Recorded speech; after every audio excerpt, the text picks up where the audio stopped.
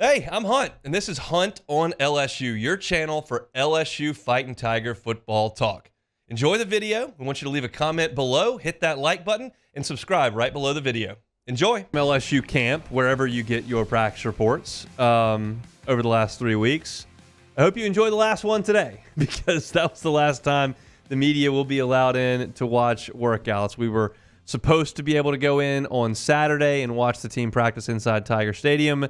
The decision was made, let's kick those guys out. So there will be no media access over the weekend. So today, the last day, and people went in, checked things out, and there were some injuries to report from LSU practice today. Brian Kelly updated the status of those injured guys in his post-practice media session. Sage Ryan missed practice. Kelly said he was dealing with a grade 1 hamstring injury. I'm not an orthopedic doctor. I don't know what that means in terms of a timetable.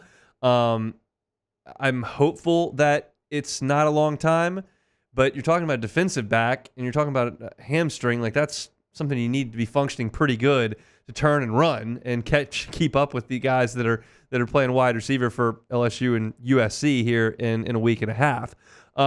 Sage Ryan has been working exclusively at cornerback. He's been basically opposite Ashton Stamps all of practice. In his stead today, you saw J.K. Johnson step in and play corner. It appears J.K. Johnson plays on the outside for LSU. Jair Brown plays in the nickel. That's kind of where those two guys have slotted in. So right now, I would imagine your starting secondary, if Sage Ryan weren't able to go, would be Ashton Stamps, J.K. Johnson, Jair Brown, and then at the back end, Jordan Gilbert and Jordan Allen with Major Burns playing the star. That appears to be where things are headed right now. Kelly did not indicate that Sage Ryan would not be available coming up next Sunday. It sounds like they expect him to be available, but he is nursing that injury right now. West Weeks has a foot sprain. He was out there, I believe, in a walking boot today. That's a guy that's gotten some reps with the ones at linebacker. Right now, Greg Penn, Harold Perkins, and Whit Weeks are probably the first three, but West does come in, especially in goal line situations, to help the linebacking core, and so that's a guy you want to have around.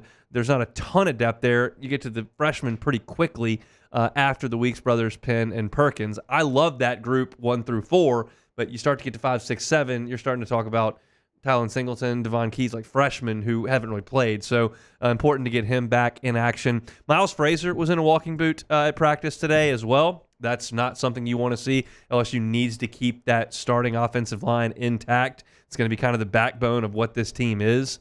I think that it's possible Tyree Adams is the fill-in at 4 of the 5 offensive line places except center.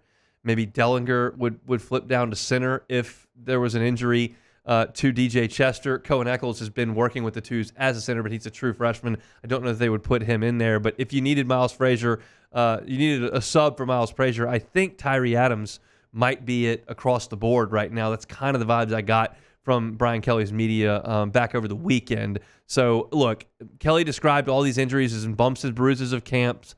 He did suggest that the injuries should clear up this week, and they should be a full go for preparation for USC. So that's not even talking about the game a week from Sunday. That's talking about preparing for the game coming up next week. The last name on the injury list was Chris Hilton.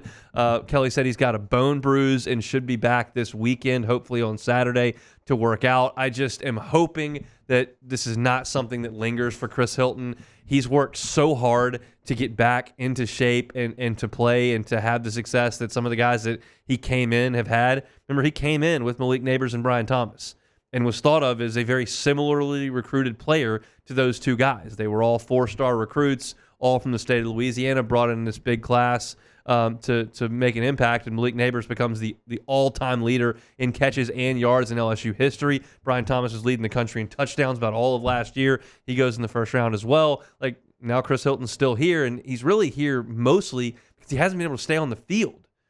And he's had such a great camp. He's looked so good, so explosive, so dynamic down the field, and now dealing with a bone bruise on his he suffered the injury, came down awkwardly in 7-on-7 over the weekend and just not feeling great. So we'll see if he can get back this weekend. Brian Kelly indicated that he should have.